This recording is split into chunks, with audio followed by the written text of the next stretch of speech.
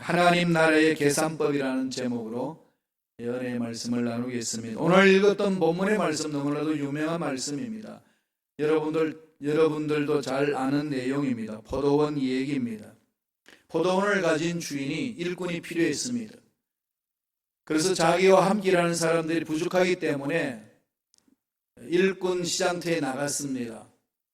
아침 일찍부터 나갔더니 사람들이 있습니다. 일용직 근로자들을 불러 모읍니다. 우리 포도원에 와서 일해라. 한 데나리온을 주겠다. 그랬더니 일감 찾아온 노동자들 너무 고맙지 않습니까? 달려들었습니다. 시간마다 갔어요. 아침 9시에 갔더니 놀고 있는 사람이 있고, 성경에 보면 제6시, 3시, 6시라고 있지 않습니까? 난 12시에 가니까 그대로 또 있는 사람이 끌고 왔습니다. 제9시, 오후 3시입니다. 갔더니 또 있어서 그들을 오라고. 그래서 계속해서 저녁 6시에 마감하는데, 오후 6시 마감하는데 오후 5시까지 나가가지고 일꾼들을 부릅니다. 일을 시켰어요. 일을 다 했습니다. 다 하고 나서 주인이 이 노동했던 대가로 된 임금을 주는데 처음부터 주는 게 아니고 제일 마지막 온 사람부터 줍니다. 5시에 온 사람이에요. 그 사람은 몇 시간 일했습니까? 1시간 일했어요. 1시간 일하는 사람들이 받는 거 보니까 1데나리온을 한 데나리온을 받습니다. 그럴 때는 아침 일찍 온 사람은 야호 고함을 지르는 거예요. 많이 받을 거라고. 그런데 나중에 나 받고 보니까 모두가 다 한 데나리온입니다. 그러니까 일찍 온 사람이 이제 짜증이 난 거죠. 아니, 당신 머리가 있는 사람이 없는 사람이에요. 돈 계산을 그렇게 못하냐고. 1시간만 일하는 사람이 한 데나리온이면은 아침 일찍 와가지고 일하는 사람은 당연히 그보다도 많게 시간당 계산해서 줘야 되지 않겠냐고. 왜 이렇게 주느냐고 막 뒤에 들었습니다. 그랬더니 주인이 뭐라고 그럽니까? 내가 너하고 계약한 걸 얼마 했냐? 그랬더니 한 데나리온 했습니다. 그리고 내가 계약했는 대로 한 데나리온을 주는데 뭐가 불평하냐? 그게 그런가요? 그런 거죠. 내 걸 가지고 내가 주겠다는데 네가 왜 그러냐? 이거 여러분 이해되시나요? 특별히 사업하시는 분들, 그저 일꾼들 다 불러 모아가지고 이렇게 줄 때 노동자들이 이게 열심히 일하는 사람들, 이게 6시간 일하는 사람, 1시간 일하는 사람 똑같이 대우한다. 난리 나죠. 뭐 머리 띠두르고 그냥 물러가라. 세상 논리로 이 포도원 이야기 읽으면 이야기 안 됩니다. 이 품꾼이 누굴까요? 여러분 한번 주님 지금 비유로 말씀하셨잖아요. 한번 생각해 보세요. 품꾼. 구약의 선지자들, 먼저 일했던 사람 선지자들 있을 수도 있고, 또 신약에 오면은 하나님으로 선택받은 백성일 있을 수 있고, 또 제자들 있을 수도 있습니다.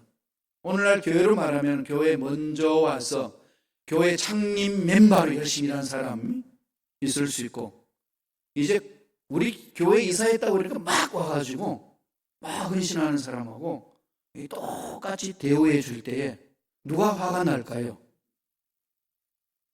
묻는 게 바본가요? 예. 이걸 또 이제 신앙적으로 설명을 하면 이른 아침에 왔다는 것은 모태 신앙생활을 한 사람. 아침 9시에 왔다는 사람은 초등학교 때부터 주일학교부터 신앙생활을 한 사람. 낮 12시에 왔다는 청년 때부터 예수 믿은 사람. 오후 3시 그러면 작년 때부터 예수 믿은 사람. 오후 5시는 항원역에 예수 믿은 사람. 이런데 하나님 상급을 주시는데 똑같다는 거죠. 이해가 안 되죠. 그래서 이 포도원 비유에 있어서 좋아하는 사람 그룹이 있고 싫어하는 사람 그룹이 있습니다. 누가 싫어할까요? 일찍 일하고 임직을 받은 일꾼들은 되게 싫은 거죠. 특별히 우리 목사님들 되게 싫잖아요. 그렇지 않을까요? 누가 좋아할까요? 머리 희끗희끗하고 머리 다 빠지고 힘도 없고 이제 이 세상에서 다 은퇴하고 쉬고 있는데 예수를 믿게 되어서 왔는데 보니까 와우, 상급이 어마어마한 거죠. 이런 분들은 너무 좋은 거죠. 세상의 계산법과 천국 하나님 나라의 계산법이 다릅니다. 이 다른 법을 어떻게 우리는 봐야 할까요? 우리는 이 세상 가치 기준에 길들여져 있어요.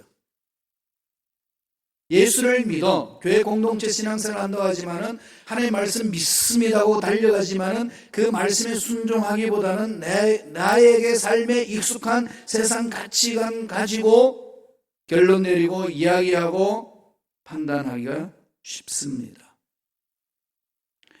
그게 우리의 삶 아니겠어요?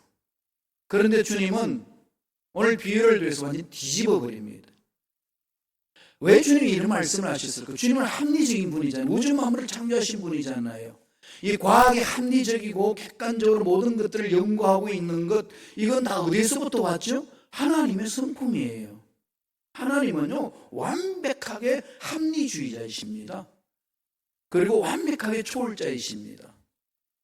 그러나 이 세상의 모든 이 계시를 이야기하는 것도 하나님 속성이고, 이 세상의 과학 문명을 발전시키는 그 모든 원리도 하나님의 창조의 원리잖아요. 다 하나님 안에 있는 거죠. 이런 분이 지금 일반 상식적으로 말도 안 되는 이런 내용을 가지고 주님이 비유적으로 던지면서 우리 생각을 이렇게 뒤집으라고 도전을 해 주실까요?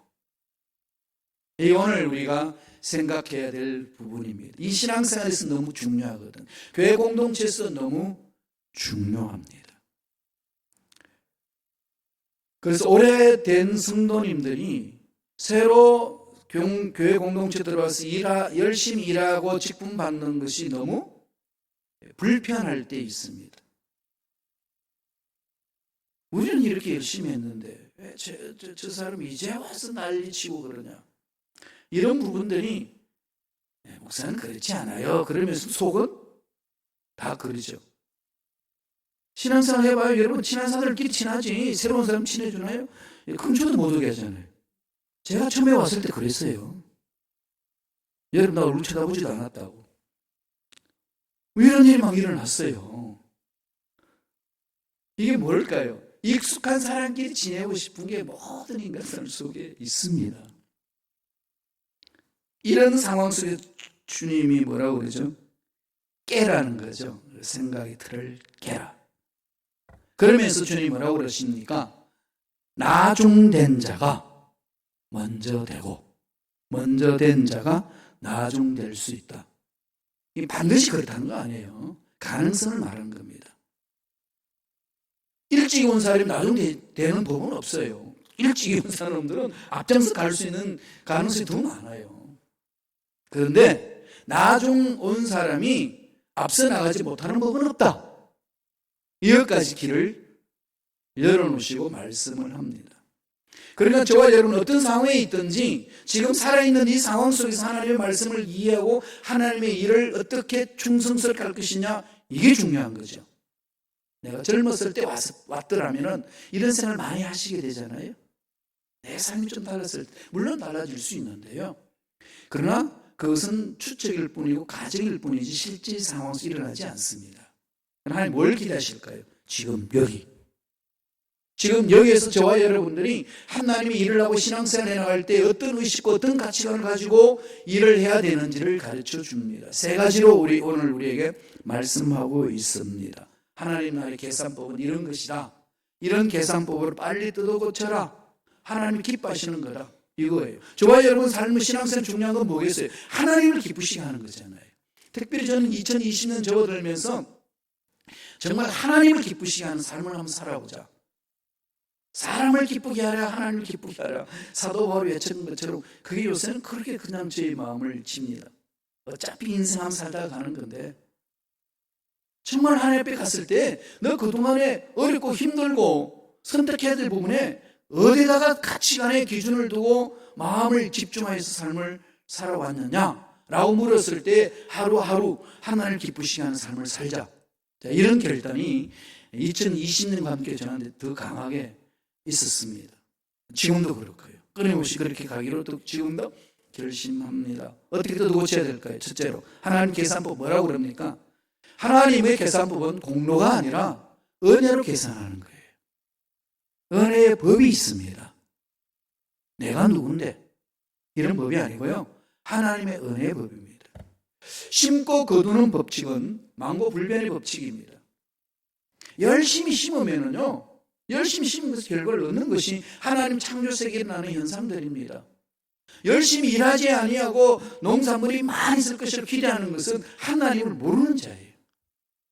열심히 사업을 하고 그 사업의 열매를 얻는 것은 당연한 겁니다. 열심히 공부하고 시험에 합격하는 당연한 겁니다. 시험 공부하러 갈 때는 하나님 능력 믿습니다. 그러고 날마다 상기도 가가지고 헬라 시험 볼 때에 덜덜덜 떨면서 한다는 소리가 성령님도 헬라 앞에서 떠내 있다고 소리하면서 하나님 일꾼을 쓰지 말라는 그런 일이 있었어요. 이게 최건능 목사님인데요. 그분 이름이 권능이에요. 날마다 권능만 찾았습니다. 하나님 무소부지하시고 못하실 것이 없습니다. 외치면서. 근데 헬라 시험이 이틀 후에 있는데 상기도 가요. 주여 헬라 시험 나올 것을 나에게 가르쳐 주실 줄로 믿습니다. 밤새도록 기도하고 내려와서 시험을 딱 보니까 보이는 거 뭐겠어요? 까만 글자고 무슨 말인지 전혀 이해가 안 됩니다. 그러면서 답을 이렇게 외치면서 야 성령님도 이 시험 앞에 뜨시는구나. 지가 떨리지 성령이 뜨시나요? 답을 이렇게 달았습니다. 하나도 자기는 모르니까 성령님은 다 아신다. 예, 정말 아멘이잖아요. 성령님을 다 아신다. 그러니까 답을 써가지고 냈어요. 교수님 보니까 기가 찹니다. 야 이놈아 성령님 다 아신다. 남들 모르냐. 성령님을 다 아신다. 그 100점. 그런 학생은 모른다. 0점.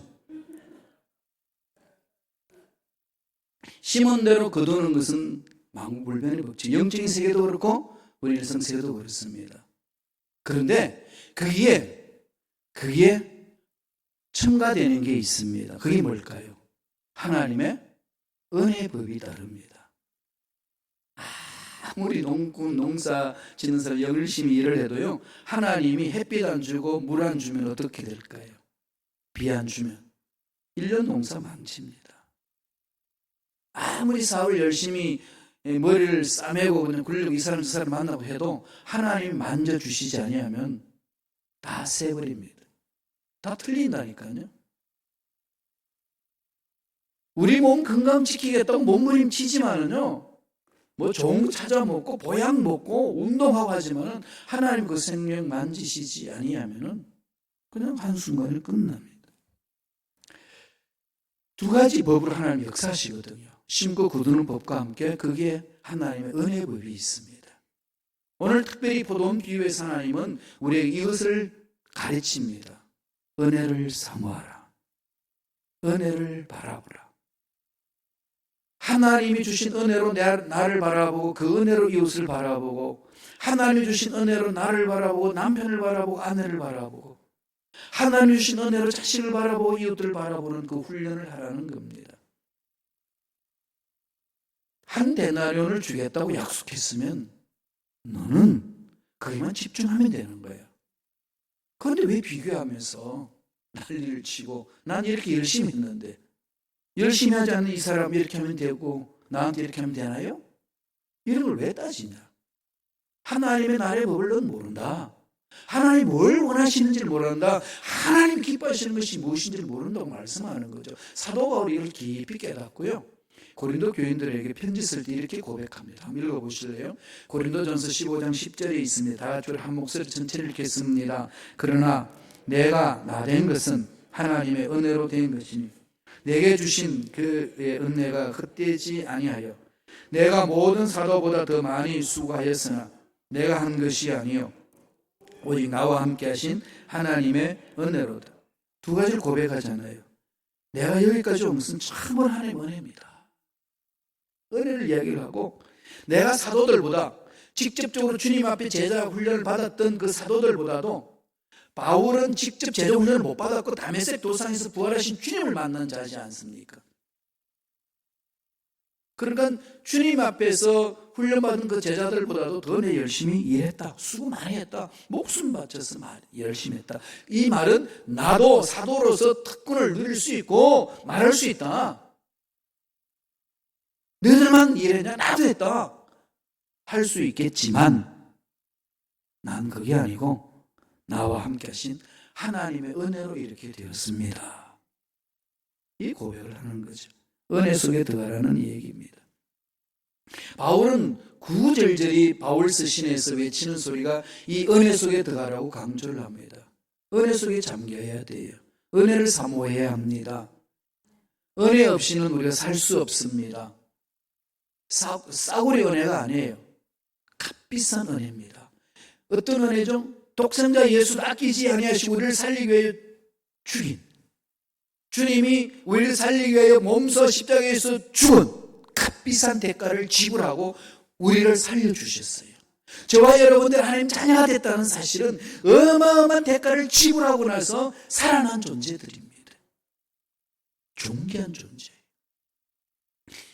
그 은혜로 우리가 살아났습니다. 그 은혜를 생각하면 감격이잖아요. 에베소서 2장 8절 9절 보세요. 바울이 에베소 교인들에게 보낸 편지에서 이렇게 이야기합니다. 다 같이 읽습니다. 너희는 그 은혜에 의하여 믿음으로 말미암아 구원을 받았으니 이것은 너희에게서 난 것이 아니요 하나님의 선물이라. 행위에서 난 것이 아니니 이는 누구든지 자랑하지 못하게. 그렇죠? 누구하고 비교해서 자랑할 게 아니라는 거죠. 하나님과 나와 1대1 관계고 하나님이 나에게 생명을 주셨고 하나님 은혜를 베풀어 주셔서 살려주셨습니다. 따라서 하나님 나에게 맡겨주신 그 일에 저도 목숨 걸고 그 은혜에 감격하여 달려가겠습니다. 이 고백이잖아요. 그게 하나님 기뻐하시는 신앙생활이라고 말씀하고 있습니다. 값없이 베풀어 주신 하나님의 선물, 그건 감격밖에 없다는 거죠. 감사밖에 없습니다. 오늘 본문으로 돌아와서 마태복음 20장 12절 한번 볼까요? 마태복음 20장 12절 다 같이 읽겠습니다. 나중 이 사람들은 1시간밖에 일하지 아니하였거늘 그들을 종일 수고하며 더위를 견딘 우리와 같게 하였나이다. 뭐가 불평이죠? 열심히 일했다는 거죠. 열심히 수고했다는 겁니다. 정말로 대학교 밑에서 열심히 일했는데 1시간 딱 일하고 똑같이 우리처럼 일한 대가를 한 데나리로 주면은 당신이 공정한 사람입니까? 당신이 사람이라면, 공정한 사람이라면 말해보라고 마구 따지는 거죠. 그러니까 지금 포도원 주인의 행동의 동기는 일꾼으로 온 사람들이 그 마음을 이해를 못한 거죠. 오늘 하나님을 이해하지 못하면, 하나님이 어떤 분인지를 이해하지 못하면 이 속에 빠져들어가 버립니다. 그러면 관계가 깨어져요. 그럼 내 신앙도 무너집니다. 사람을 살려내지 못해요. 여기는 어떤 법이 임하죠? 은혜의 법이 임합니다. 은혜의 법. 같이 가요. 내가 열심히 신고 거둔 것에만 목숨 바쳐서 나아가면 이 은혜의 법을 모르게 됩니다. 하나님의 마음을 모르게 된다는 거죠. 하나님은 공로주의를 원치 않아요. 하나님 다 해주셨잖아요. 그죠? 독생자도 아끼지 않으시고 다 내어주셨어요. 어마어마한 대가를 지불하고 내주셨습니다. 그분 때문에 살아났어요. 그러면 우리는 그것만 생각하면 되는 거죠. 그것에 감격하여 내가 남이 일하든 일하지 않든 남이 보든 안 보든 상관하지 아니하고 난 그 은혜에 감격하여서 하나님 맡겨주신 일을 감당합니다. 이게 하나님의 은혜를 체험한 자의 고백이에요. 말은 쉬운데 실질적으로 막 열심히 일하다가 땀 뻘뻘 흘리다가 저 옆에서 기타 치고 노래 부르고 있는 사람 보면 짜증나는 거지. 왜 저러냐 이거지. 여기서부터 마음이 이렇게 막 흔들려요. 이럴 때마다 생각하세요. 은혜로 산다. 나가 나 된 것은 하나님의 은혜로다. 바울이 로마서 교인들한테 그러잖아요. 헬라인이나 야만인이나 지혜 있는 자는 어리석은 자에게 다 내가 빚진 자로다.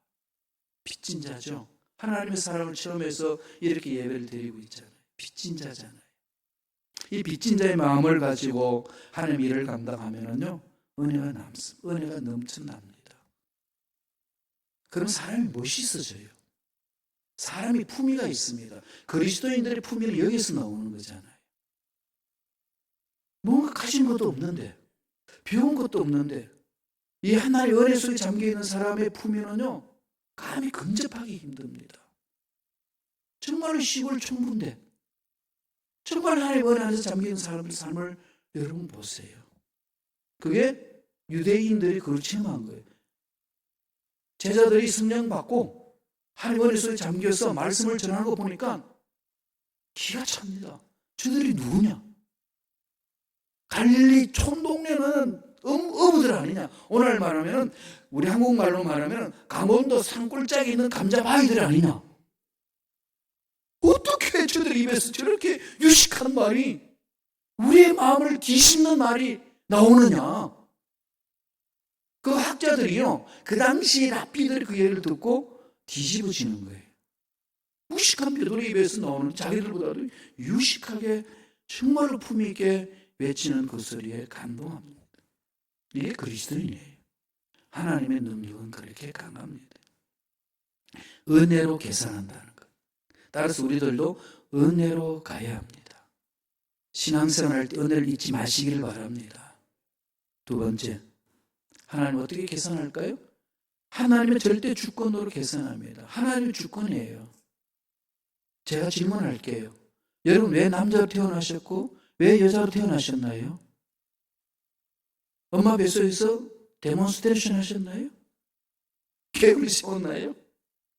요새 애들 태어나고 나서요, 군인이 남자였는데 보니까 자기는 남자가 아니래, 여자래. 여자 같대. 그래가지고 태국에 가가지고 남자 되는 모든 기능을 다 절단해버리고 여자가 돼가 왔어요. 그리고 자기 여자래. 그리고 여자로 군인으로 살겠대.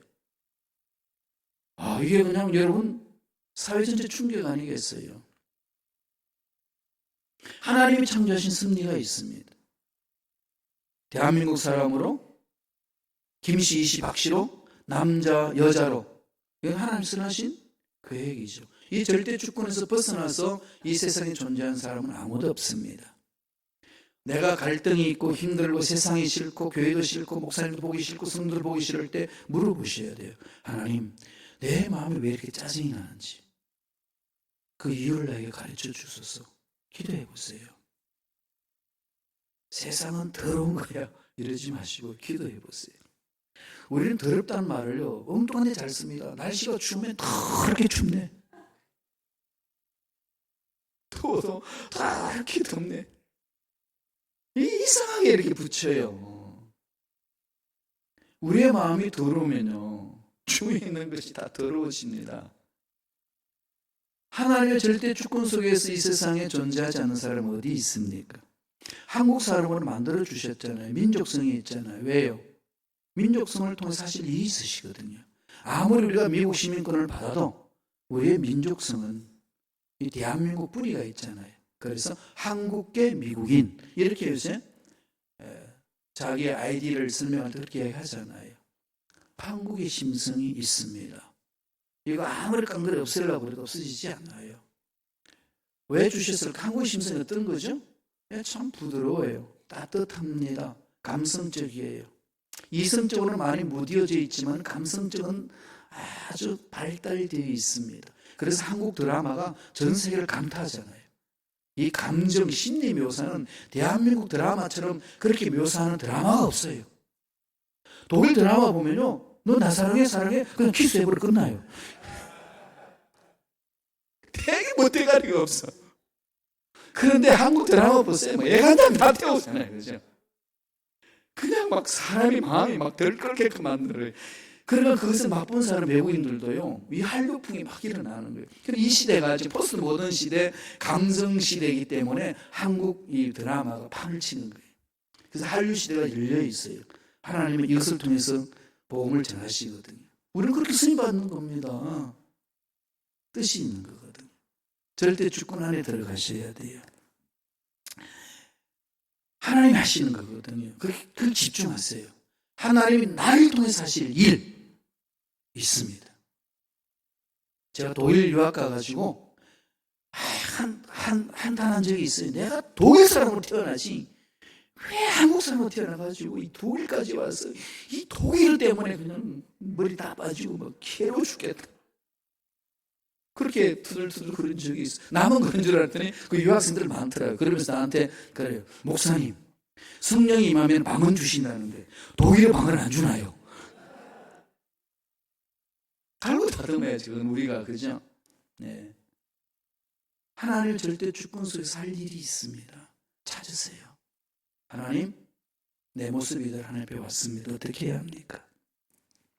구원은 하나님 주권에 속해 있거든요. 사람 힘으로 되는 거 아니에요. 하나님이 은혜를 베풀어 주셔서 예수님 믿음으로 우리는 구원받는 거예요. 우리 힘이 뭐가 있다고 되겠어요? 그러니까 그만 생각하면 빚진 자고 감격이죠. 그래서 여러분 헌신하는 거 아니겠어요? 그 사랑에 감동이 있어서. 그래서 헌금하고 금식하고 함께 모여서 일하고, 이게 신앙생활이라는 겁니다. 이러면서 주님이 오늘 본문의 20장 16절 이런 말씀을 했습니다. 다 같이 한번 읽어볼까요? 20장 16절 마태복음 20장 16절 읽습니다. 이와 같이 나중된 자로서 먼저 되고 먼저 된 자로서 나중되리라. 하나님 하신다는 거죠. 먼저 왔지만 감사가 없고 오만불평이 있으면 빠진다는 거죠. 뒤로 밀린다는 거죠. 그러니까 어떻게 해야 되죠? 들어와야 돼요. 은혜 속에. 그렇지 않으면 새로운 사람들이 은혜에서 빠지면 그 사람이 앞서 나간다는 겁니다. 그러니까 우리들이 해야 되는 뭘까요? 늘 감사가 외쳐져야 되는 거죠. 늘 감사가. 하나님의 선택은 하나님의 기준입니다. 에서를 선택하지 않고 야곱을 택했어요. 에서가 형인데 형을 버리고 왜 야곱 동생을 택했을까요? 답이 있어요? 없습니다. 요셉의 두 아들, 형이 므낫세고 동생 에브라임입니다. 하나님이 그를 축복해 주셨을 때에 에브라임을 축복하셔서 장자를 세웁니다. 왜 그러냐고 따질 수 있나요? 못 따집니다. 하나님 나를 왜 남자로 만들었습니까? 따질 수 있나요? 없습니다. 하나님이 하실 일이 있는 거죠. 하나님이 하실 일이 있습니다. 이겁니다. 하나님은 절대 주권이에요. 우리 행위와 아무 상관없이 이루어집니다. 이걸 아셔야 돼요. 그래서 포도원의 비유를 통해서 하시는 것은 한 데나리온을 받은 것 때문에 불평불만하지 마라. 이미 하나님이 너희들하고 이야기해 놓은 거고, 하나님이 주인이 하시는 것을 가지고 왈가불가할 문제는 아니다, 이거죠. 문제는 어디에 있죠? 하나님이 부르시면 얼마나 내가 충성을 하느냐, 이것만이 우리에게 달려 있습니다. 은혜에 감격하게 달려 있습니다. 돈 많이 버는 사람은 달란트예요. 은사입니다. 열심히 사업을 해도요, 돈 많이 버는 사람이 있고 적게 버는 사람이 있어요. 그거요, 은사예요. 그래서 많이 번 사람 자랑하려고 만드는 게 아니고 그것을 가지고 하나님 뜻을 하라고 만들어 주시는 거잖아요. 뜻을 물어보는 거죠. 하나님 어떻게 해야 됩니까? 그래서 비교하지 말고 나에게 맡겨주신 것을 하라는 거죠. 그러면서 주님이 포도원의 주인이 그 일꾼에게 이런 말을 합니다. 14절 볼까요? 14절 마태복음 20장 14절 다 같이 읽습니다. 내 것이나 가지고 가라. 나중 온 이 사람에게 너와 같이 주는 것이 내 뜻이. 하나님 뜻이라는데 여러분 딴지 걸 사람이 있나요? 예, 하나님 뜻대로 이루어집니다. 기도도 하나님 뜻대로 이루어지고요. 이 세상도 하나님 뜻대로 이루어집니다. 지금 전쟁이 일어나고 기근이 일어나고 지진이 일어나고 화산이 폭발하고 산불이 나고 다음에 전염병이 창궐하고 이런 건요, 이미 주님이 오실 즈음에 일어날 것이라고 말씀해 주셨어요. 지금 이것을 분별하면서 뭘 해야 될까요? 주님 어떻게 살아야 됩니까? 물어야 되잖아요. 예, 우리는 그 일을 해야 합니다. 그래야 우리의 인생이 보람이 되고 의미가 있고 하나님 앞에 칭찬 들을 수 있습니다. 마지막 세 번째로, 하나님의 계산법은 어떤 거죠? 하나님은요, 철저히 약속대로 계산합니다. 약속대로. 믿음이 뭐죠? 여러분 믿습니다. 말씀 많이 듣는데 뭐가 믿음입니까? 내 생각이 그대로 될 줄을 확신하는 게 믿음인가요? 그건 신념이에요. 믿음은 아버지께서 약속하신 말씀이 그대로 될 줄로 확신하는 것. 그게 믿음이에요. 그러면 믿음의 근거는 어디서 오죠? 아버지 약속에서 근거합니다. 그냥 믿습니다. 약속이 믿기 때문에 믿습니다 그러잖아요. 약속이 없는 사람, 믿음이 없는 사람이 신념이 있는지 몰라도 믿음이 없는 사람이에요. 믿음이 없기에 기적 없어요. 그래서 하나님의 베푸신 은혜를 체험하지 못합니다. 돌아보세요. 나는 믿습니다. 믿음의 근거가 어디에 있는지. 신념과 믿음. 세상은 신념이에요. 자기 생각을 확신하는 것. 믿음은 약속의 말씀이 이루어질 것을 확신하는 것. 그래서 믿음은 그리스도의 말씀을 들으면서 난다고 했습니다. 그죠? 근데 그게 안 들으면 믿음이 생길까요? 교회 생활은 익숙해졌는지는 몰라도 믿음 없어요. 30년간 교회에서요, 약속의 말씀을 붙들지 않았으면은 교회 생활은 익숙해져 있는데 믿음 생활은 못한 겁니다. 그래서 갈등이 있고 짜증이 있고 변화가 일어나지 않냐고, 신앙생활은 다 그런 거야. 세상 그런 것이 뭐라고 그냥 넋두리 칩니다. 나도 옛날 한때 열정이 있었어. 하나님의 나라의 믿음은요, 한때 열정이 있는 게 아닙니다. 쭉 갑니다. 그게 믿음이에요. 왜? 생명이 있으니까. 생명이 있으면 다 잘합니다. 생명이 있는 것 중에 잘하지 않는 거 보셨나요? 다 잘해요. 하나님이 영원한 생명이 내 속에 있는데 안 잘한다? 그럼 기적이에요. 있을 수 없습니다. 그래서 돌아봐야 돼요. 내가 믿음 생활을 하고 있는지 그냥 종교 생활을 하고 있는지. 이 포도원 비유에서 지금 그걸 강력히 말씀하잖아요. 약속대로 한다. 내가 너와 한 데나리온을 주겠다고 약속하지 않았냐? 처음 온 일꾼에게 그걸 약속했어요. 그러면은 일 다 마치고 돈을 받아 갈 때 주인으로부터 뭐만 받으면 될까요? 한 데나리온만 받으면 됩니다. 1시간 일하고 한 데나리온을 받은 사람 때문에 불평할 이유가 하나도 없습니다.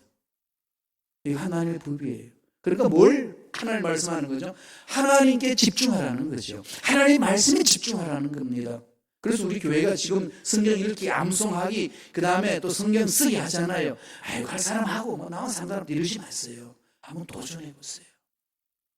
정말로 내 신앙생활 속에 하나님 살아계시는 능력을 난 체험해보고 말리라. 사업에서, 직장에서, 자녀교육에서, 가정에서, 내 앞날에 대해서 믿음으로 달려들라는 거죠.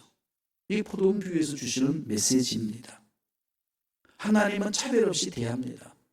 남녀 차별하지 않습니다. 인종별 차별하지 않습니다. 가진 자 못 가진 자 차별하지 않습니다. 배운 자 못 배운 자 차별하지 않습니다.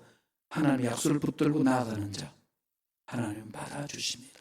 그래서 계시록에서요 2장 10절 이렇게 우리 건면합니다. 다 같이 한번 읽어볼까요? 계시록 2장 10절입니다. 다 같이 읽겠습니다. 내가 죽도록 충성하라. 그리하면 내가 생명의 멸류관을 죽도록 충성하라. 이거죠. 죽도록 충성할 수 있는 동기는 뭐죠?